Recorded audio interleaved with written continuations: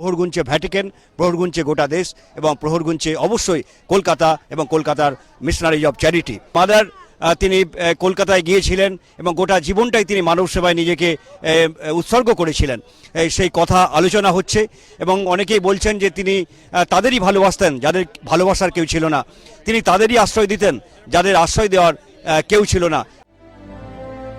সারা জীবন তিনি ভালোবাসা বিলিয়েছেন। পোশাক, রং, জাতপাত এই শব্দগুলোর কোনো অস্তিত্ব ছিল না তার জীবনে। একটা শব্দই ছিল তার জীবন ভরের পুঁজি, মানবতা। ম্যাসিডোনিয়া থেকে আয়ারল্যান্ড হয়ে কলকাতায় আসার কিছুদিনের মধ্যেই মাদারকে কলকাতা ছাড়তে হয়েছিল। লোরেটো ইনস্টিটিউটের তরফে তাকে পাঠানো হয়েছিল দার্জিলিং।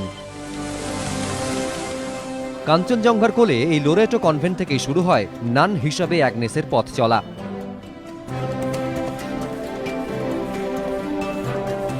1931 সালের 24শে মে লোরেটো কনভেন্ট থেকেই সিস্টার হিসেবে সারা জীবন কাটানোর শপথ নেন অ্যাগনেস।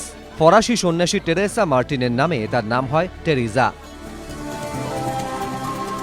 লোরেটো কনভেন্টের একটি স্কুল ছিল কলকাতার এন্টালিতে, সেন্ট মেরিজ। দার্জিলিং থেকে সিস্টার টেরেজাকে এই স্কুলেই পড়াতে পাঠানো হয়।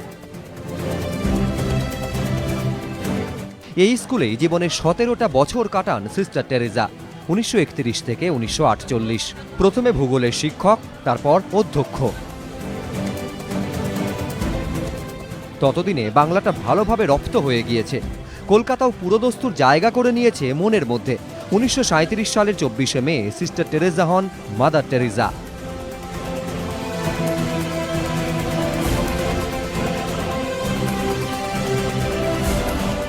সামনেই বড় পরীক্ষা অপেক্ষা করছিল মাদারের জন্য। দেশ দুনিয়া জুড়ে তখন এক টালমাটাল পরিস্থিতি, তার আঁচ পড়ে কলকাতাতেও।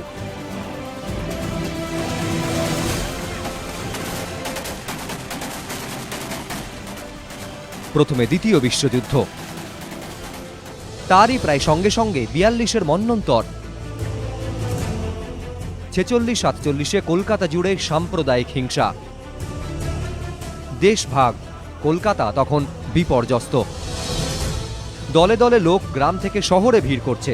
মানুষের পেটে ভাত নেই, মাথার ওপরে ছাদ নেই, চারিদিকে শুধুই হাহাকার। সে এক অবর্ণনীয় পরিস্থিতি।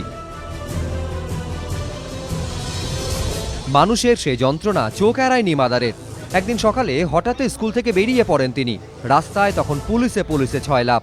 অফিসাররা মাদারকে দেখেই আটকান, বলেন আপনি ভেতরে ঢুকে যান। কিন্তু মাদার অনড়, বলেন আমার সন্তানরা অভুক্ত, আমাকে ভিক্ষে করে হলেও খাবার আনতে হবে। এক সন্ন্যাসিনীর জেদ দেখে শেষমেশ সেই অফিসারই ট্রাকে করে মাদারের কাছে চাল, ডাল, সবজি পৌঁছে দেন।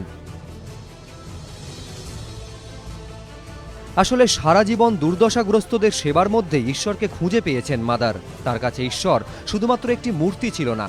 তিনি বলতেন, যিশু যখন ক্রুশবিদ্ধ হন তখন আমি তার যন্ত্রণা লাঘব করতে পারিনি, তাই যে কোনো যন্ত্রণা ক্লিষ্ট মানুষই আমার কাছে আমার যিশু। তার যন্ত্রণা লাঘব করতে আমি ছুটে যাবই।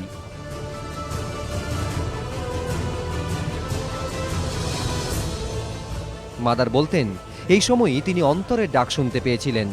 দুর্দশাগ্রস্ত মানুষগুলোকে দেখে তিনি বুঝতে পেরেছিলেন তার জায়গা ওই স্কুল নয়, তার জায়গা পীড়িত দরিদ্র মানুষের মাঝে।